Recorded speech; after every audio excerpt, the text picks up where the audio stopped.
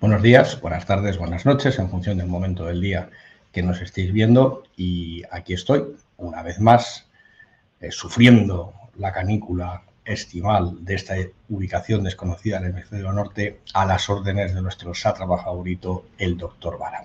Y hoy, pues dado que se lleva unos días hablando mucho del grupo Wagner para arriba, el grupo Wagner para abajo, pues he decidido recuperar un episodio, iba a decir antiguo, pero será de hace un año y pico, algo así, que hice para Geopolinómicos acerca de las compañías militares privadas, acerca del auge de un sector de negocio que es el de los contratistas militares, que por los números y por el tamaño de las empresas que vamos a ver ahora, deja a Wagner a la altura de prácticamente una banda de amiguetes.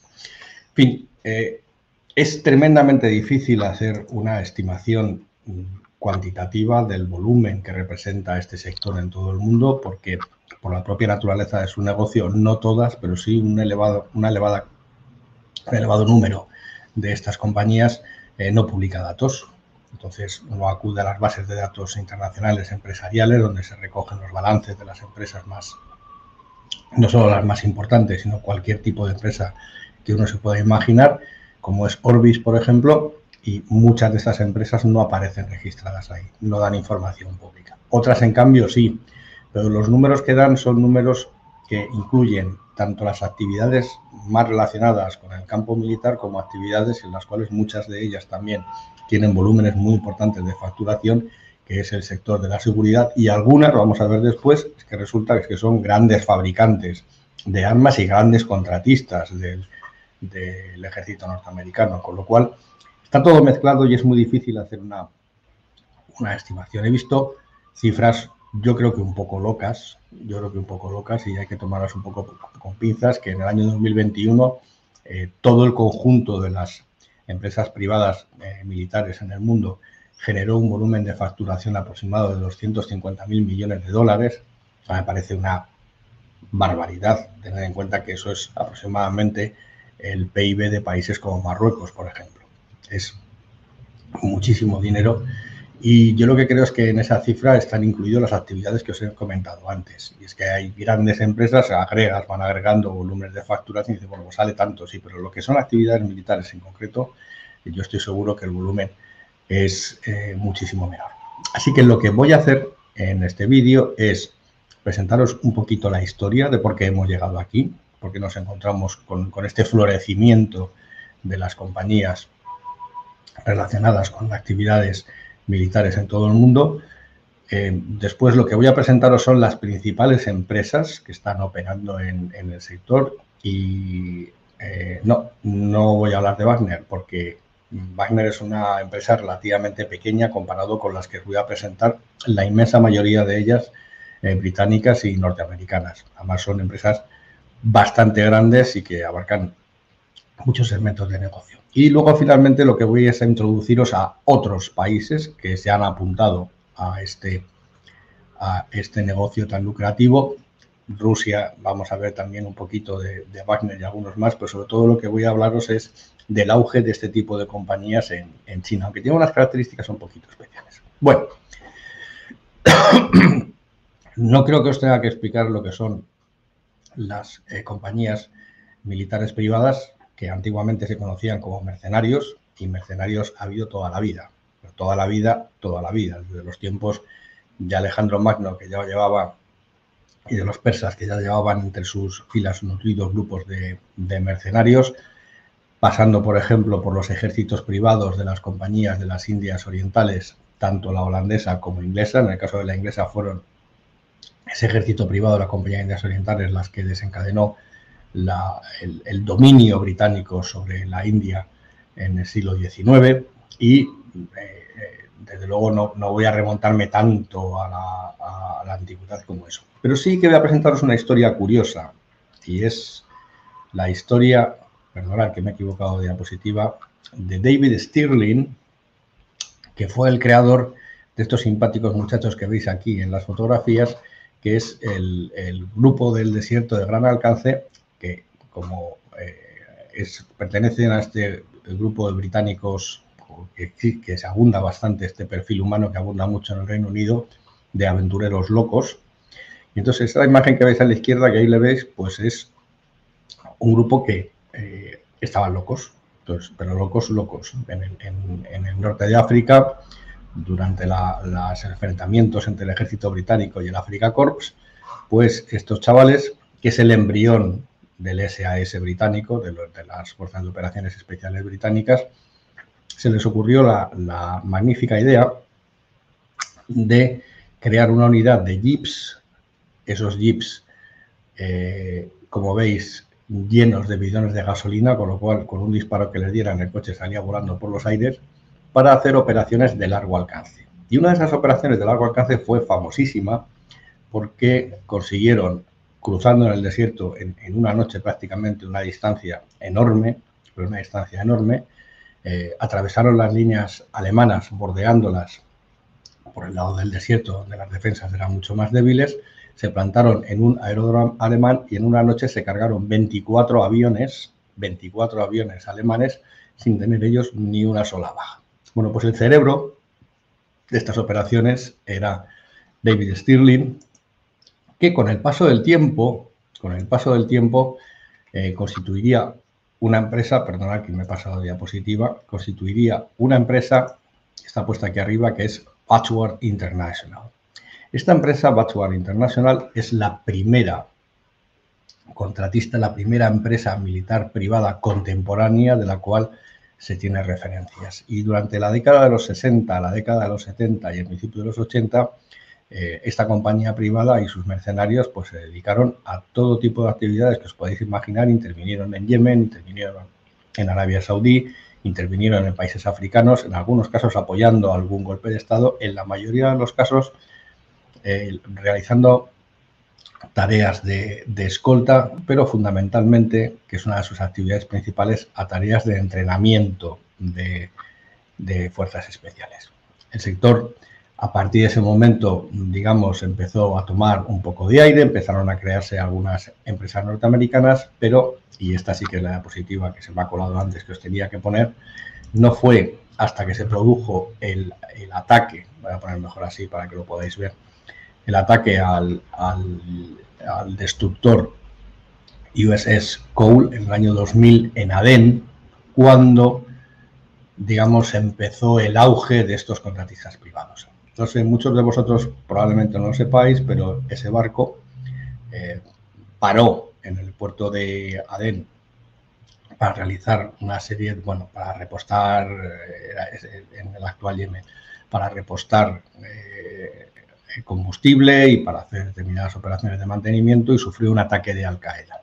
Entonces, a partir de ese momento, los mandos norteamericanos se dieron cuenta que tenían desplegados barcos por todo el mundo, tenían operaciones por todo el mundo, pero los sistemas de seguridad que rodeaban esas instalaciones estaban viéndose cada vez más amenazados por el nuevo enemigo de Estados Unidos, que era Al-Qaeda. Y ya, por supuesto, a partir del año 2001 es en el momento en el cual con las operaciones en Irak y en Afganistán florecen estas compañías. La más famosa de todas, por su intervención en Irak, es Blackwater. Tenéis el escudo ahí a la derecha, es una compañía que ya ha desaparecido. Primero, luego lo veré, bueno, lo explico ahora. El primero es adquirida por un consorcio más grande que se llamaba Academy, acabado en I latina, y Academy ha sido después absorbida por otra empresa que vamos a ver después. Blackwater tuvo su momento más de gloria, vamos a decirlo así, de mayor crecimiento y de mayores contratos durante la guerra de Irak.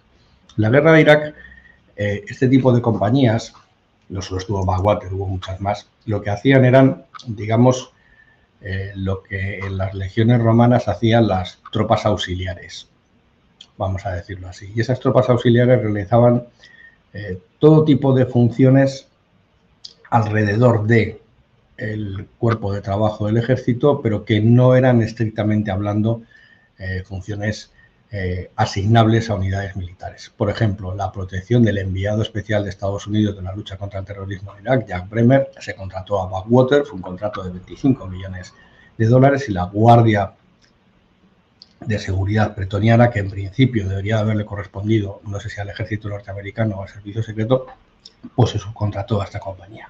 Esta compañía creció y empezó a proporcionar servicios de escolta a convoys, servicios aéreos de rescate o de apoyo, por lo menos, y de suministro logístico. En fin, una serie de operaciones en zonas de conflicto, una serie de operaciones de apoyo al ejército norteamericano, pero sin estar encuadrados en el ejército norteamericano. Y aquí podemos entrar en un larguísimo debate acerca de cuáles son las ventajas para los gobiernos de contratar a este tipo de empresas. Bueno, pues son las mismas ventajas que a lo mejor en el siglo XVII y en el siglo XVIII pues tenían los gobiernos, sobre todo los gobiernos británicos y el gobierno francés de entonces, de contratar corsarios. Corsario es una figura que es quizás la fórmula más aproximada a estas empresas. Era una figura en la cual pues, un gobierno le daba a un barco, a una flotilla de barcos, lo que se llama entonces una patente de corso, para realizar una serie de funciones que la Armada británica o la Armada francesa no podía realizar, porque a lo mejor estaban en tiempo de paz, no podían atacar a las escuadras españolas en el Caribe, pero los corsarios sí. Los corsarios sí que podían hacerlo porque fundamentalmente, y es lo que le pasa a Backwater, porque no actúan bajo bandera norteamericana, es decir, no están sujetos a las regulaciones del ejército norteamericano. Entonces, es lo que ha hecho Putin con Wagner. Putin vio el modelo, lo que pasa es que lo vio mucho más tarde que los americanos y lo copió y dijo, esto es fantástico, porque puedo mandar a tropas, y además tropas buenas, porque la mayoría de los miembros de estas compañías son ex agentes de los servicios secretos y ex miembros de las fuerzas de operaciones especiales, a cualquier sitio del mundo a hacer cualquier cosa.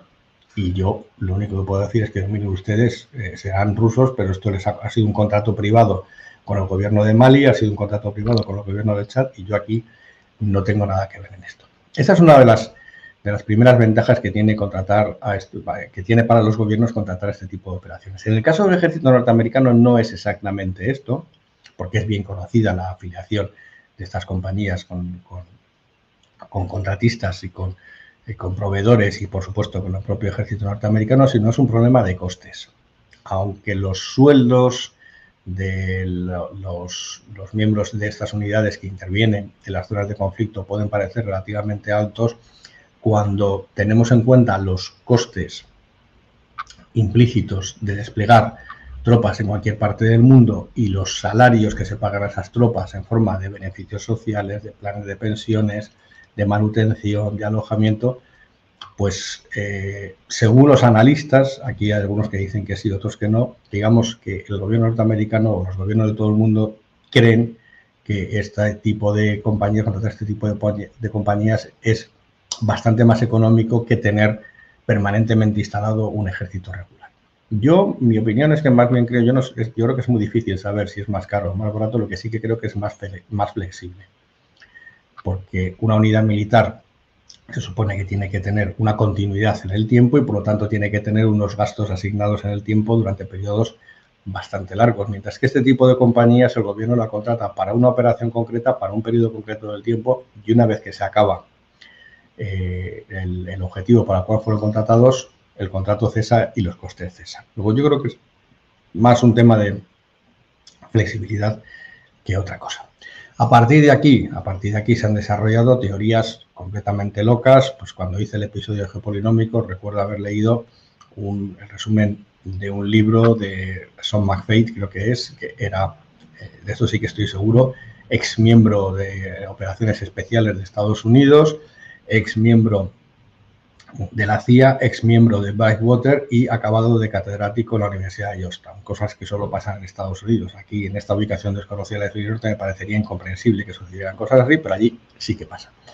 Bueno, la tesis de McFate es que estamos asistiendo a un nuevo medievalismo de las relaciones internacionales porque se está produciendo un auge de este tipo de ejércitos de mercenarios que ciertamente eran una institución, vamos a decirlo, militar, tanto en la época medieval como sobre todo en la época del Renacimiento italiano, con los grandes condottieri. Yo creo que estoy un poco en desacuerdo con esta tesis porque por los volúmenes, no solo de de inversión y de gasto de los ejércitos occidentales y nada más por el número de efectivos exceden con muchísimo, pero con muchísimo cualquier estimación loca que podamos hacer del total de efectivos dentro de estos sectores y del gasto que realizan. Pero, bueno, pues la verdad es que el nombre suena chulo, medio medievalismo. Bueno, pues estas cosas que pasan.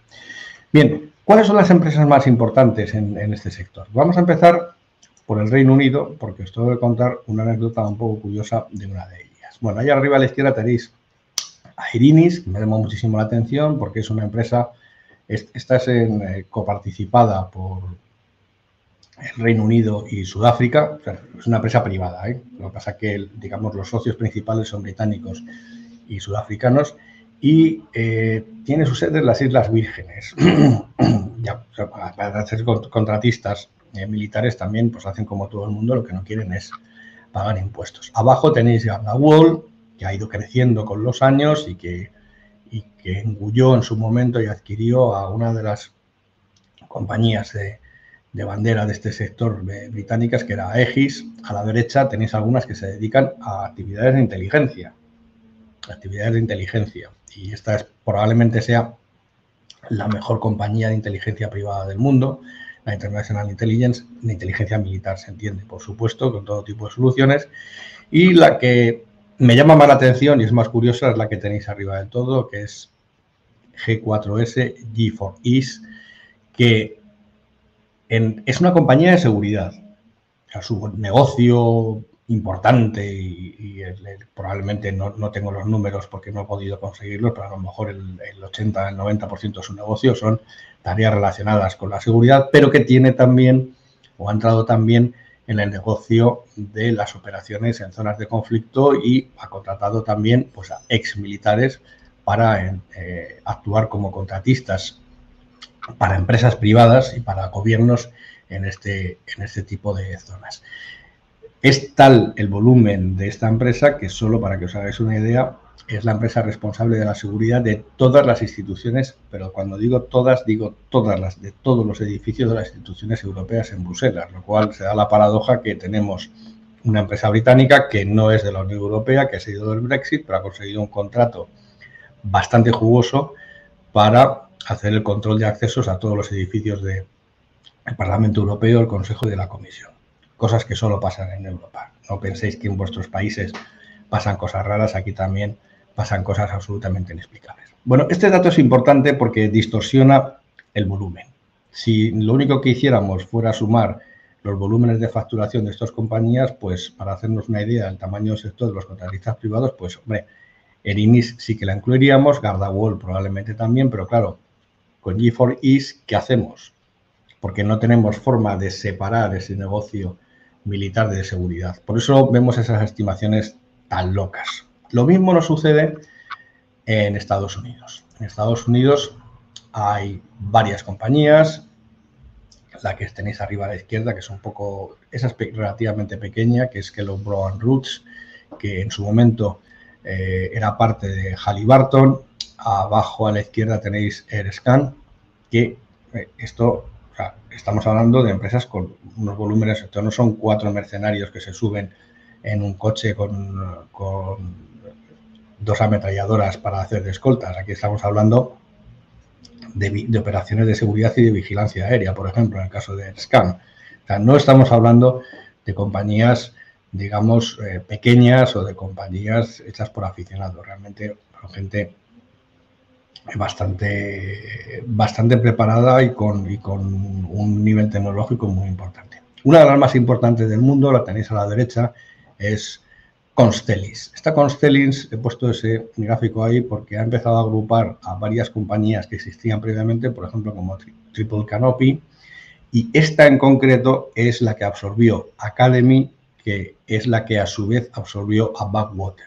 Luego, Once Constellis ahora mismo es la propietaria y la dueña de lo que quede de Backwater ahí. Y arriba del todo, a la derecha, seguro que tenéis a una empresa que es conocida por muchos de vosotros, a los que os gusten los temas de defensa, que es Northrop Grumman.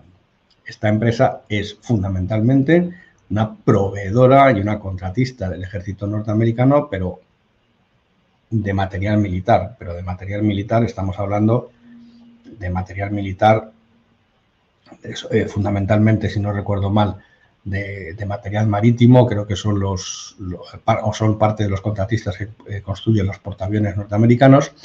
Y esta compañía, con el tiempo, empezó a salirse de los programas de contratación, de adquisición de material militar para el ejército norteamericano.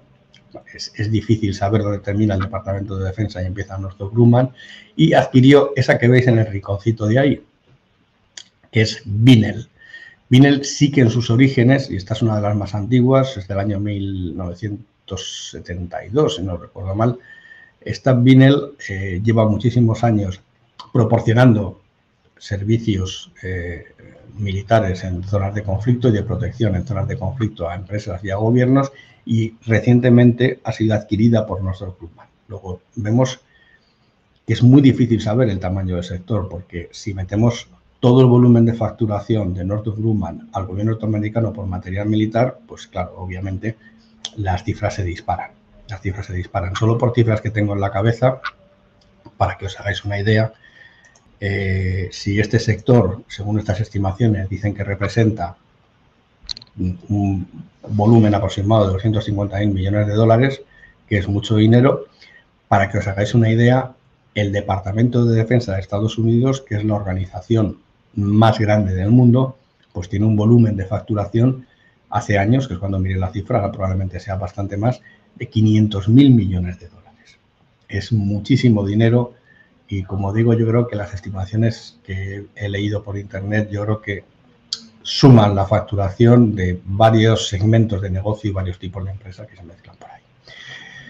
Bien, pues como veis tenemos dominio absoluto en el mercado de las empresas de servicios militares privados, de las compañías británicas y norteamericanas, de largo, operan prácticamente en todo el mundo y hacen operaciones tanto para gobiernos como para empresas en todo el mundo. Una de las especialidades suele ser la protección de campos petrolíferos y la escolta de convoys llevando petróleo o llevando munición militar en esas zonas.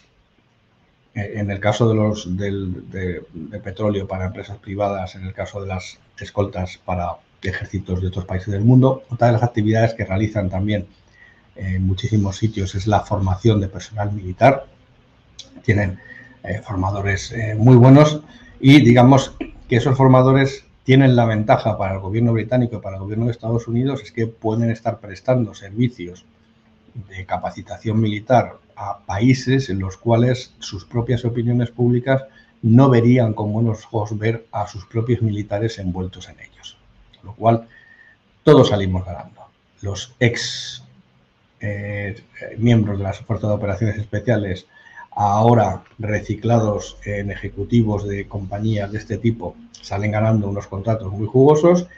El gobierno norteamericano, el gobierno británico, consigue sus compromisos diplomáticos con otros países, vamos a decirlo así, de reputación dificililla de aceptar en sus electorados, y mediante la subcontratación de estas empresas, pues consiguen los objetivos que persiguen.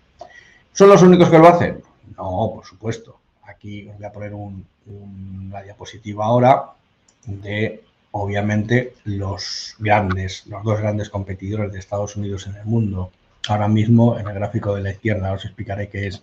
Tenemos a China y en el gráfico de la derecha tenemos a Rusia. Bien, me voy a centrar fundamentalmente en el caso de China. Y estos mapas lo que representan es la penetración de empresas de seguridad privadas chinas y rusas en África o la venta de armas de estos países a esos países africanos. Como veis, están prácticamente en toda África. Los países que veis en colores en los dos casos más oscuros, lo que tenéis siempre es una combinación de tanto contratación de servicios militares privados como de exportación de armas. Y yo diría, por los colores que veo, que China le está ganando la partida a Rusia. Pero no quería hablaros de esto. Lo que quería hablaros es fundamentalmente del sector de las compañías militares chinas. Esas compañías militares chinas se estima, porque es imposible saber cuántas hay, pero aproximadamente se cree que debe haber en China unas 7.000, que ya son. Pero son compañías militares más bien del tipo de G4Es, es decir, son compañías militares de seguridad. Aunque buena parte de sus miembros sean exmilitares y exmiembros del ejército chino, digamos, las tareas que tienen asignadas son fundamentalmente tareas de seguridad. El despliegue de estas compañías privadas que veis en el continente africano es exclusivamente un despliegue de protección de infraestructuras que está construyendo China a través de la iniciativa de la Ruta de la Seda y o seguridad de las múltiples explotaciones mineras que tiene China repartida por todo el continente africano. Luego, son empresas, aunque sus miembros sean exmilitares y tengan capacidades militares, son empresas de seguridad. Y por la legislación del gobierno chino nunca llevan armamento pesado, solo llevan armamento ligero y en muchísimos casos son vigilantes de seguridad sin armas. Simplemente lo que están haciendo son labores propiamente dichas del sector de la seguridad y no del sector militar. Así que, aunque los chinos tienen un mayor despliegue en África, se calcula que tienen aproximadamente desplegados en torno a 3.000, 3.500 efectivos bajo este paraguas de compañías militares privadas, desde luego su papel es mucho menos activo y está mucho menos ligado a las compañías de seguridad, de las compañías, militares rusas, como puede ser el grupo Wagner, que ya sabemos todos que tiene un gran papel en África. Bueno, pues con esto he terminado y esta vez sí que he preparado una carátula final para que no me regañe el doctor Vara con la recomendación de siempre, y es que si os ha gustado el vídeo, suscribiros al canal o el doctor Vara me hará picadillo.